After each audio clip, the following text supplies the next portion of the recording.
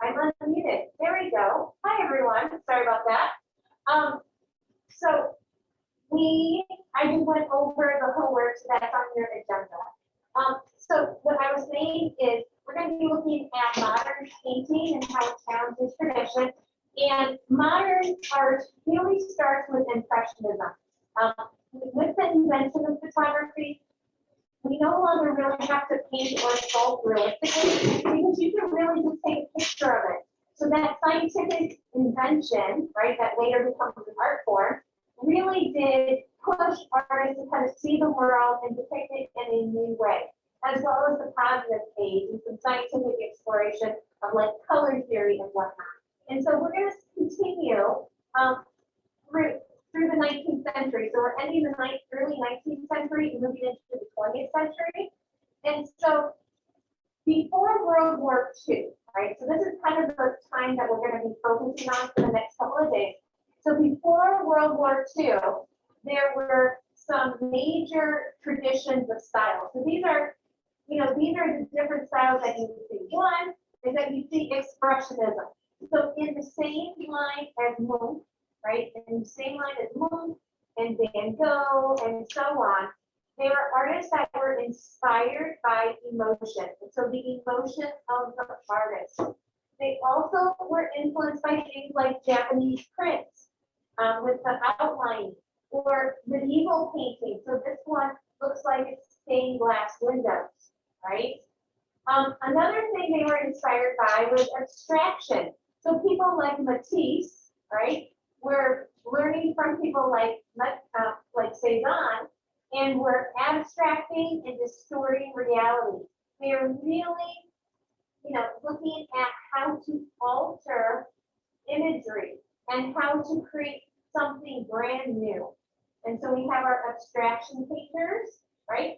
We also have fantasy artists. So people who are working not that based on the rational mind, based on the imagination, exploring the human psyche. And so that too kind of comes from Munch. Think about like the fears that we saw in Munch's work. They were inspired by the symbolists, so people like Gauguin, as well as the new science of psychology. So people like Sigmund Freud. And then the last group is we still have realists. So we're going to have a series of realists who are inspired by people like Courbet and Daumier, but also inspired by the people, right? So remember that Courbet and Daumier were, they were advocates for the common everyday person. And so a lot of realist artwork from this time period before World War II, and I'd even say like during World War II, was often about revolution, about what happens to people through war and alienation, and it's kind of art for the masses. People understand realism. So when art is typically made for the common person, the person who is outside the art world, they often use realistic tendencies, right? And amongst all of those four styles, right, you're going to see elements of realism, right? And we talked about that since basically the Greeks, right? Making something look like it's based on reality. We have abstraction, right? This, even though we've had abstraction with like early cultures, right? A lot of the times it was based on materials and style, but the concept of abstraction really started with like the brushstrokes of Rubens and the romantic tendencies, and then the Impressionists not using realistic color. And so they were often trying to alter reality and alter what is observed. And so they would often simplify or rearrange to suit the needs of the artist. And so Picasso is a good example of abstraction. We see people, we see women, but you have never seen a woman look just like these five here, right? They are not realistic women. And then the last style that becomes popular after this time period is non-representational or non-objective art. Sometimes we still call this abstract because it's abstracted to the point of it's not recognizable. And so this Kandinsky painting that you see at the base Notice that it's really based on color, line, shape, but there's not a lot of recognizable imagery. You don't see buildings, you don't see people, you don't see boats, right? So we often call that non-representational or non-objective, right? So our isms. The next thing that we have is isms again, and it's based on modernism. And so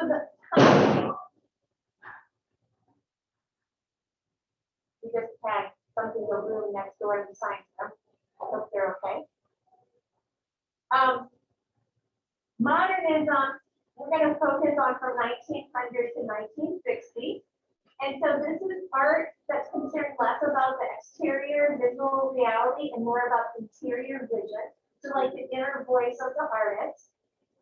Picasso said an artist paints not what you see, but what you know is there. Right? So the artist gets to have a voice and gets to interpret what they see. Right? Artists often were no longer on the whim of a patron. So a lot of their art was really focused on themselves, right? They made art for them, and if they got to sell it, great, right? There was a freedom of expression. They would often talk about their own lives, so their own private concerns, experiences, and imagination. They were often concerned with breaking compositional rules as well as subject matter. And then in the first half of the century, so this is pretty much up until the end of like World War II, art was dominated in Paris. And it makes sense that after World War II, when Paris had been occupied by the Nazis, by Germany, that it kind of fell out of favor, right? A lot of the great artists either immigrated to the United States or they went to other locales in Europe. And so before World War II, Paris was the leader, the lead city in the art world, and it was dominated by Fauvism, Cubism, and Surrealism. We'll focus on Surrealism a little bit later, but we'll start seeing some Fauvism today.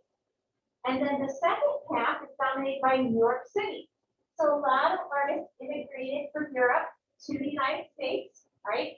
And the second half is dominated by abstract expressionism and pop art. And pop art is around 1960. And normally we start to say pop art becomes the time that we call postmodern. Right?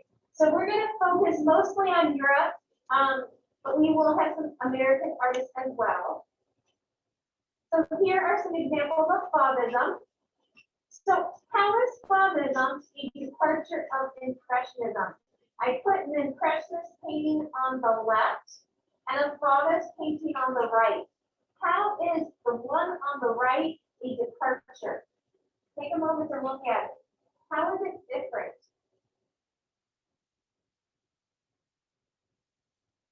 Cora, what do you think? How is it different? The one on the left is like more realistic colors, but on the right it's like very kind of, I don't know, like there's no like pink. Well, I don't know if you're talking might be needed. Oh, I'll use it. Right next to where I just couldn't hear you.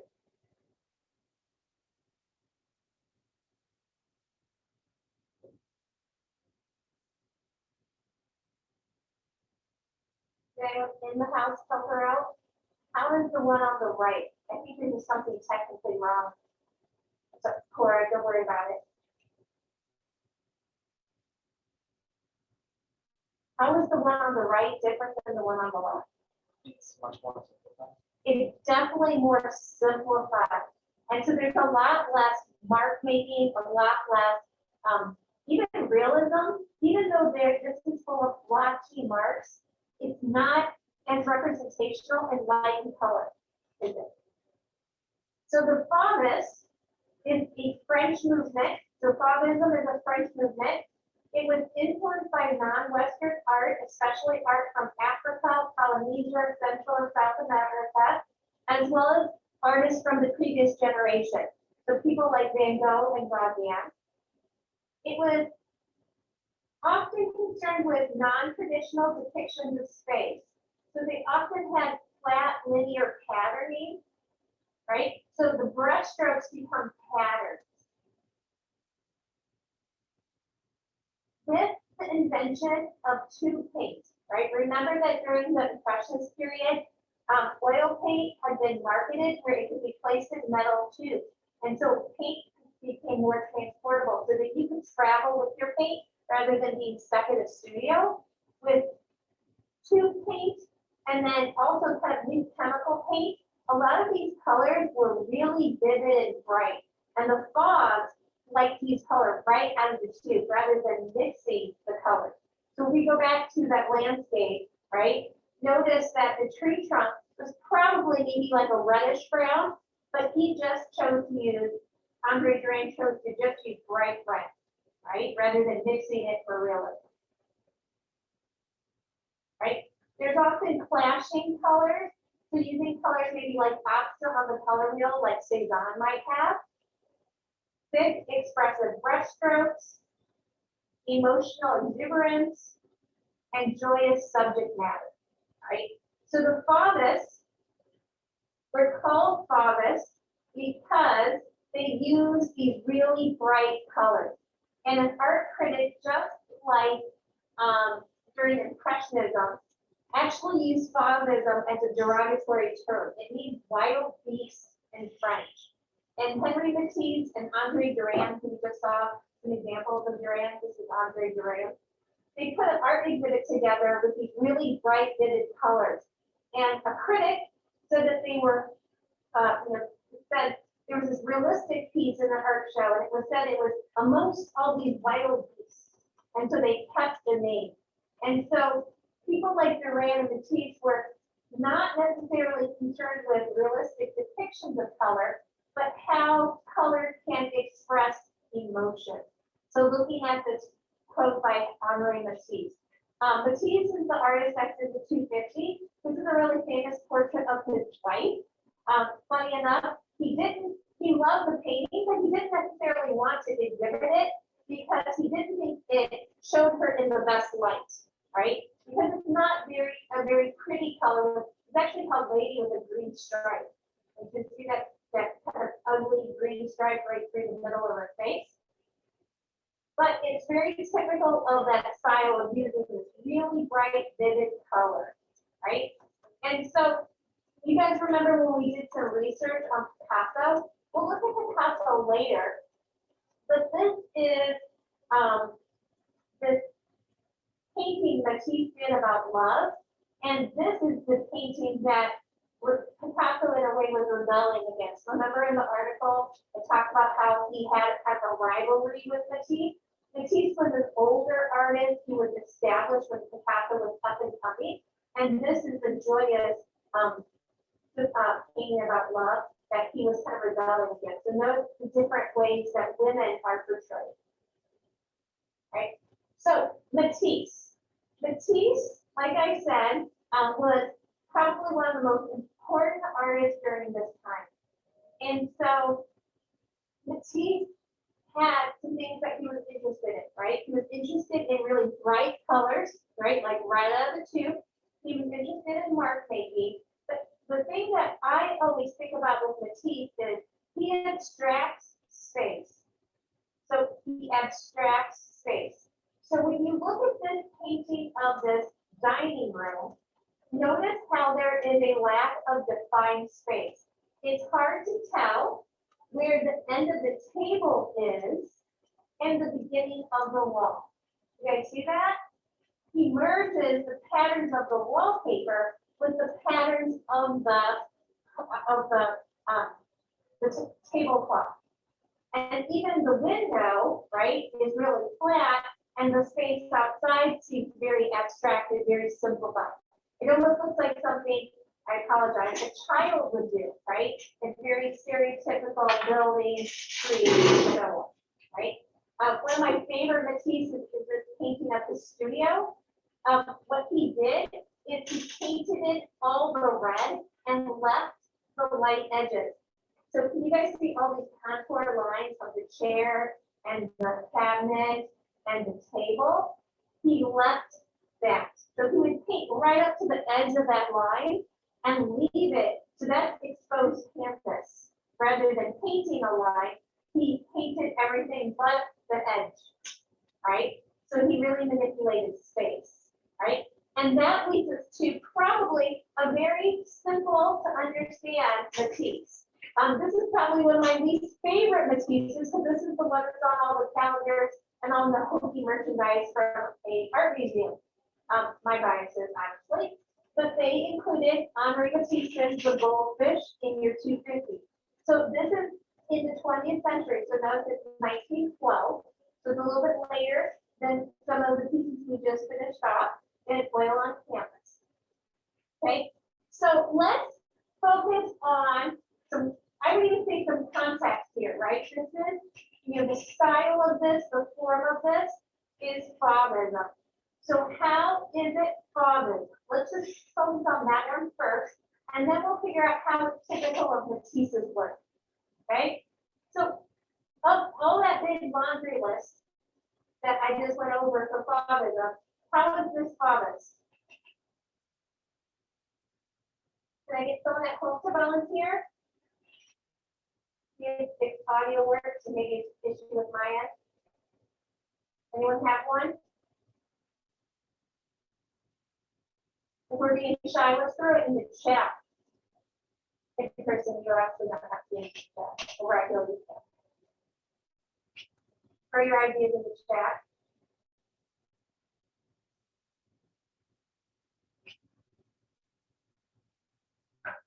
Okay, so we got lots of bright colors, very good. Bright colors. Is there a lot of detail? Look at the fish. Do you have light and shadow on the fish? No, right? We've got more perspective. We've got kind of a flattening of space. There's not a lot of modeling, right? Not a lot of modeling. And so how is it typical of Matisse's work? It's typical in that it manipulates space. So how is he manipulating the space? Okay, so when you look at this, right, you're looking at basically a really simplified, it almost looks like a scientific beaker to me, but this is like a fishbowl, right? And when I'm looking at the fishbowl, I'm basically just a little bit above it, right? A little bit above it, I can see the top of the fish tank. But then when I look at the fish, it doesn't look like I'm hovering above it anymore.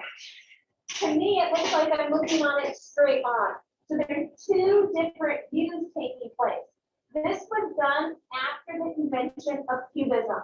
And Cubism is often, based on ladies that have young, which you guys know something about already, was looking at these shifted perspectives. It was, how do I see the top, the bottom, the side, straight on, all at the same time, right? And so Matisse shows us two different views at the same time of the fishbowl. Remember, Cézanne did that too, right? And a lot of these artists were really inspired by Cézanne, showing, and it's more like those still lifes, right? Of showing like the table didn't line up. Remember how some things were straight on and some things were like aerial views, right? And so besides that different views, right? It also has a very tilted table. Look at that table. It reminds me of the Murrow's altarpiece. Remember that Campion painting that we saw where the table looks like it's flying forward so that we can see what's on top of it? We have that here as well. It's almost an aerial view of the table and then a side view of the legs, right? Doesn't make sense. And then we have kind of this ambiguous setting. The background basically flattened out by a pattern.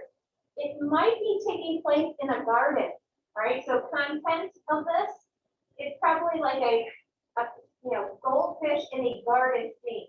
And this is based on themes of travel.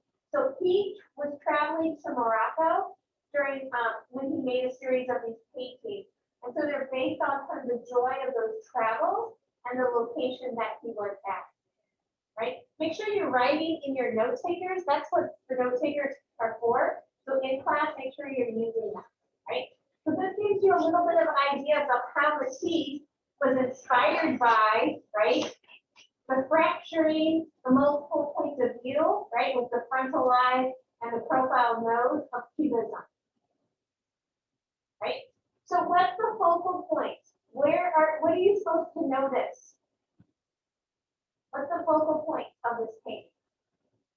What's the most important thing?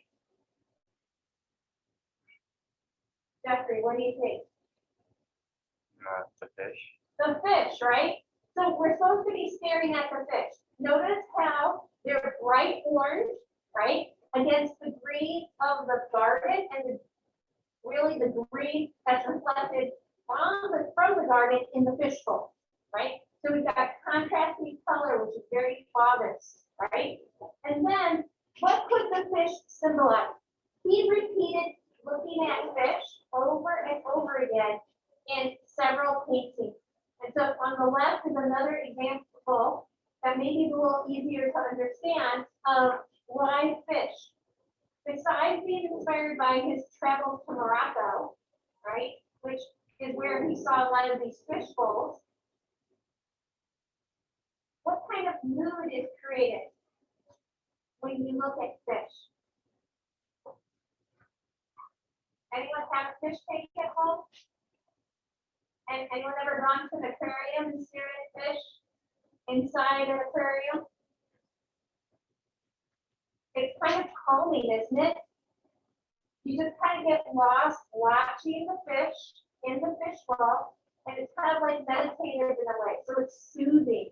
So this is supposed to be kind of a soothing sort of image. Right, so here's some other examples of his fish bowl images. Right. At the end of his career, he started getting arthritis and was often confined to a wheelchair and to his bed. And so because he couldn't paint anymore, he would cut paper and he started to collage. So these are some examples of some of his collages where he would very much abstract the imagery. Okay, we're going to stop there today. We'll continue with this next Wednesday, looking at the bridge, which is another group of expressionists coming out of Germany before World War II.